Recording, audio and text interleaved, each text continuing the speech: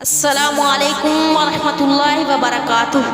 خواتین حضرات، آج میں لے کر آئی ہوں رمضان مبارک کی آخری 10 راتوں میں اپنی قسمت بدل دینے والا وظیفہ، رمضان مبارک کے آخری عشرے میں نصیب لکھوا لینے والا عمل۔ میرے پیارے بہنوں اور بھائیوں، ویڈیو کی طرف بڑھنے سے پہلے آپ سے ایک چھوٹی سی گزارش ہے، میری ویڈیو کو اسکپ مت کیجیے گا، مکمل دیکھیے گا اور صدقے کی نیت سے میرے چینل کو سبسکرائب کیجیے گا۔ آپ چاہتے ہیں فوری طور پر آپ کے حالات بدل جائیں، آپ چاہتے ہیں آپ کی زندگی میں پیسہ فوری طور پر آنا شروع ہو جائے، تو آج کے دن یہ وظیفہ چلتے پھرتے ضرور پڑھ لیں۔ ماہ رمضان مبارک کے آخری 10 دنوں میں چلتے پھرتے یہ وظیفہ پڑھتے رہیں۔ وظیفہ اتنا آسان ہے، آپ کو اس وظیفے کے لیے گھنٹوں نہیں بیٹھنا پڑے گا، بلکہ صرف 1 منٹ کا وظیفہ ہے۔ ہمارے بتائے گئے طریقے کے مطابق یہ وظیفہ پڑھ لیں، اس وظیفے کو پڑھتے ہی دولت کے بند دروازے کھل جائیں گے۔ آپ نے باوضو مسلے پر بیٹھ جانا ہے۔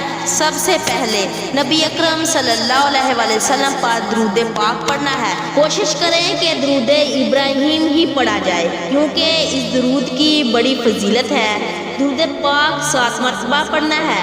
اس کے بعد بسم اللہ پڑھ کر وظیفے کا آغاز کر لیں، اور یہ وظیفہ ایک قرآنی سورت کا ہے جسے دولت والی سورت کہا جاتا ہے۔ قرآن پاک کی چھوٹی سی سورت ہے، بچے کو یہ سورت یاد ہوتی ہے۔ آپ نے پہلے نمبر پر سورت کوثر پڑھنی ہے۔